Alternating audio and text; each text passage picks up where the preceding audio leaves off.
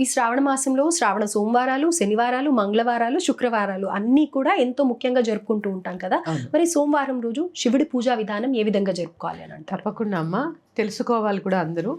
ఎందుకంటే కనకధారా స్తోత్ర పారాయణ ఎప్పుడైనా చేశారా మీరు? పారాయణ అని కాదు, మామూలుగా విన్నారు వింటూ కదా. ఉన్నాను. అందులో బిల్వాటవి మధ్య లసత్ సరోజే అని ఒక శ్లోకం ఉంటుంది. అంటే బిల్వ వృక్షం యొక్క మధ్యలో ఉంటుందట లక్ష్మీదేవి. బిల్వ వృక్షం యొక్క మధ్యలో లక్ష్మీ స్థానం. ఆ బిల్వాన్ని తెచ్చి శివుడికి సమర్పిస్తే అది శివుడికి చాలా ఇష్టమైనది బిల్వం. అంటే త్రిగుణాలు, త్రిమూర్తులు, త్రినేత్రుడు అన్నీ ఉన్నాయి. ఈ మూడులో చాలా ఉన్నాయి. ఈ బిల్వం కనుక శివుడికి సోమవారం నాడు అభిషేకం చేసి ప్రదోషకాలంలో ఈ బిల్వాన్ని సమర్పిస్తే ఆ ఇంట దరిద్రం అనే మాట ఉండదు. ఎందుకంటే ఐశ్వర్యం అంతా కూడా శివాధీనం. ఎందుకంటే నేను చాలాసార్లు చెప్పాను, చాలా వీడియోస్లో విన్నారో లేదో, విభూది అనే మాటకి అర్థమే సంపద. మనం పోయినసారి మాట్లాడుకున్న సందర్భంలో కూడా మీరు చెప్పారు. ఇది విభూది అంటేనే సంపద. సంపద అంతా కూడా నా దగ్గరే ఉందని చెప్పడానికి సంకేతంగానే ఆయన విభూది రాసుకుంటూ ఉంటారు. చాలామంది స్త్రీలకి ఇంకో అపోహ కూడా ఉంటుంది, విభూది ధరించకూడదు అని చెప్పి అపోహ కూడా ఉంటుంది. అసలు మన నుదిటి రాత మార్చేదే అమ్మా. అసలు విభూది అంటే మన నుదిటి రాతల్ని మారుస్తుంది. ఆయన త్రిపుండ్రాలు కనుక ధరిస్తే ఏ మగవాడైనా నుదిటి రాత మారిపోతుందమ్మా. ఎట్లాంటి దోషాలున్నా మార్చేటటువంటి శక్తి ఆ విభూదికి ఉంటుంది. అంతటి శక్తి విభూదిలో ఉంటుంది. ఆ విభూదితో అభిషేకం చేయడం స్వామికి ప్రదోషకాలంలో, నీటిలో బిల్వాన్ని వేసి గరికని వేసి ఇట్లా మనం రుద్రాభిషేకాలు చేస్తూ ఉంటాం కదా, పళ్ళ రసాలతో, పాలతో, పంచామృతాలతో చేస్తూ ఉంటాం కదా. ఇట్లా ప్రదోషకాలంలో చక్కగా చేసుకొని ఆ శివుణ్ణి శుభ్రంగా కడిగి చక్కగా ఒక మారేడు దళాన్ని కనుక మనం సమర్పిస్తే సోమవారం రోజున చాలా విశేషమైనటువంటి ఫలితం ఉంటుంది. అయితే నైవేద్యంగా ఏం పెట్టాలమ్మా?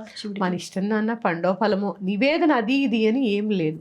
ఏదైనా పెట్టండి, నివేదన ఏదైనా పెట్టుకోండి. కొబ్బరికాయ కొట్టండి, పళ్ళు పెట్టండి, మీకు కుదిరితే క్షీరాన్నాన్ని పెట్టండి, ఏదైనా పెట్టండి. కానీ భక్తితో అభిషేకం చేయండి. అభిషేక ప్రియ శివ. ఆయన నెత్తి మీద కాసి నీళ్లు పోస్తే అమ్మయ్య అంటాడు ఆయన. చాలు, నన్ను గుర్తుపెట్టుకుని వీడు నీళ్లు పోసాడు ఆయన. అందుకే అసలు మామూలుగా ఏ ఇంట్లో అయినా తండ్రి స్ట్రిక్ట్గా ఉంటాడు, తల్లి పాపం అయ్యో అంటూ ఉంటుంది కదా, ఏ ఇంట్లో అయినా అంతే కదా. కానీ ఇక్కడ తెలుసా, బోళాశంకరుడమ్మ ఆయన. వాగర్ధ ఇవ సంపృక్తో వాగర్ధ ప్రతిపత్తి జగత పితరో వందే పార్వతీ పరమేశ్వరవు కదా. మన సృష్టి అంతటికీ కూడా తల్లిదండ్రులు కదా వారు. బోళాశంకరుడు పాపం కాసిన నీళ్లు పోసి నాన్నగారు అంటే కరుణిస్తాడు. మళ్ళీ అమ్మలా కాదు, అమ్మ మొట్టకాయలేస్తూ ఉంటుంది. ఎందుకంటే పాప నాన్న అడిగిన వెంటనే ఇచ్చేస్తున్నారని చెప్పి అమ్మ టైట్ చేస్తూ ఉంటుంది.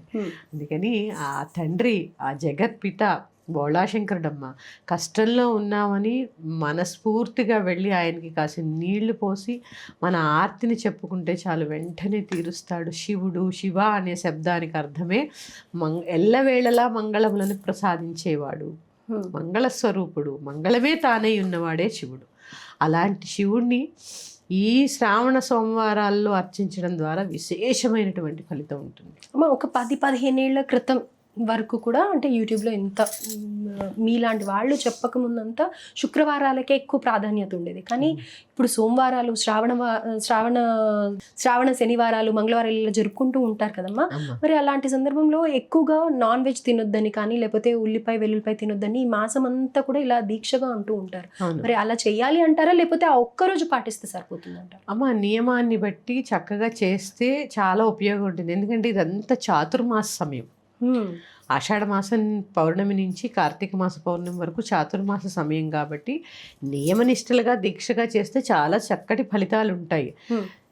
ఎందుకు అంటే అమ్మ, ఎన్నో కర్మలతో పుడుతూ ఉంటాం మనం. ఆ కర్మ కరగాలి అంటే ఎంతో కొంత కష్టపడాలి. చాలామంది ఇప్పుడు ఏమంటున్నారంటే, ఈ మంత్రాలకి ఏం రావు, ఇవి రావు. మంత్రశక్తి లేకపోతేనే మంత్రశక్తి మీదే మన భారతదేశం ఉంది. ఇది అందరూ గ్రహించాలి. మంత్రం లేదు అనే మాట అవాస్తవం. కానీ ఆ మంత్రాన్ని ఎంత శ్రద్ధగా, ఎంత నియమనిష్టలతో, ఎంత అనుష్ఠానంతో చేస్తే నీకు అంత శక్తి లభిస్తుంది. ఆ అనుష్ఠానంతో చేసే వాళ్ళ సంఖ్య తగ్గిపోతుందన్నమాట వాస్తవం. కానీ మంత్రశక్తి లేదనే మాట వాస్తవం కాదు. ఆ మంత్రశక్తి ఉంది కాబట్టే చతురామ్నాయ పీఠాల ఆ మంత్రశక్తి వల్లే మన భారతదేశానికి రక్షణ రేఖగా ఉన్నాయి. మంత్రశక్తే కాపాడుతుందమ్మా. కరెక్ట్ అమ్మా. అందుకని మంత్రం లేదనే మాట వాస్తవం కాదు. ఆ మంత్రశక్తి అంతా కూడా శివశక్తిలోనే దాగి ఉంటుంది. ఎందుకంటే ప్రణవంలోనే ఉంటాడు ఆయన. అందుకని చక్కగా అభిషేకం చేసుకుని, ఇంకా మనకి తక్కువ కానీ మీరు అడిగారు ఇట్లా నాలాంటి వాళ్ళు చెప్పడం బట్టే ఎక్కువైందని. మామూలుగా అమ్మ మనకి తక్కువ కానీ నార్త్ సైడ్ అంతా కూడా ఈ శివుడు శ్రావణ మాసంలోనే ఆలాహలాన్ని స్వీకరించాడని చెప్పి వాళ్ళు నమ్ముతూ ఉంటారు. వాళ్ళు ప్రత్యేకించి శ్రావణంలో శివారాధన చాలా చేస్తారు, శివాభిషేకం చాలా ఎక్కువ చేస్తారు. కార్తీక మాసంలో మనం చేసుకుంటే శ్రావణ మాసం అంతా వాళ్ళు చేస్తారు. వాళ్ళకి ఏంటంటే హరుడు హాలాహలం మింగినటువంటి సమయం అని చెప్పి వాళ్ళు నమ్ముతారనమాట. అందుకే శివారాధన అంటే ఎవరైనా చేయవచ్చు. ప్రత్యేకించి శ్రావణ మాసంలో శివారాధన అనేది చాలా విశేషమైన ఫలితాన్ని ఇస్తూ ఉంటుంది. అలాగే ఇంకొకటి ఏంటంటే అమ్మా, ఆర్థిక ఇబ్బందులు ఉన్న వాళ్ళకి లక్ష్మీ అనుగ్రహం కావాలి, శివానుగ్రహం కూడా కావాలి. దానికి సంకేతంగా కూడా ఈ శ్రావణ మాసంలో శివారాధన చేస్తూ ఉంటారు.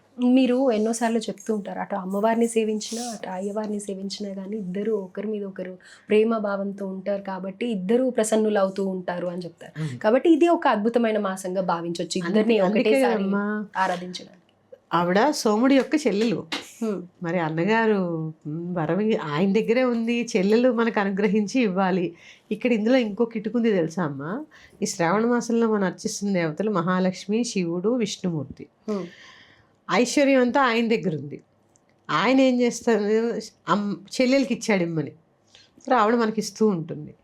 ఈవిడకి ఒకరోజు అడిగిందట విష్ణుమూర్తిని, స్వామి పాపం నా బిడ్డలందరూ ఇబ్బంది పడుతున్నారు, అందరికీ ధనాన్ని ఇస్తాను నేనని అడిగిందట. అంటే విష్ణుమూర్తి అన్నాడట, సరే బాధ పెట్టకూడదు ఆవిడని, సరే నీకు ఏది చేయాలంటే అది చెయ్యి, కానీ వాళ్ళ యోగ్యతను బట్టి వాళ్ళ దగ్గర ఎంత ఉంచాలో ఎంత తీసుకురావాలో ఆ బాధ్యత నాది అని చెప్పాడట. అందుకే ఆ లక్ష్మి ఎంత ఇచ్చినా అది నిలబడాలంటే విష్ణు అనుగ్రహం కావాలి. అందుకే ఆవిడ ఏం చెప్పింది, ఏ ఇంట నేను ఉంటాను అంటే నా భర్తని ఎవరైతే బాగా ఎక్కువ పూజిస్తూ ఉంటారో ఆ ఇంట నేను ఉంటానని చెప్పింది కదా తల్లి. అందుకని ఈ ముగ్గురి ఆరాధన ఈ శ్రావణ మాసంలో చాలా విశేషమైనది, చాలా విశేషమైనది. అలాగే సో శ్రావణ సోమవారాలు చేసుకోవడం వల్ల ఆర్థిక ఇబ్బందులు ముఖ్యంగా తొలగిపోతాయి అని అంటారు. అయితే అద్భుతమైన కాలాన్ని ఉపయోగించుకోవడానికి నిజంగా ఎన్నో సులువైన మార్గాలు చెప్పారమ్మా. ధన్యవాదాలు. అది ఎందుకో కూడా మళ్ళీ ఎపిసోడ్స్లో తెలుసుకుందాము. శ్రీమాత్రే నమః.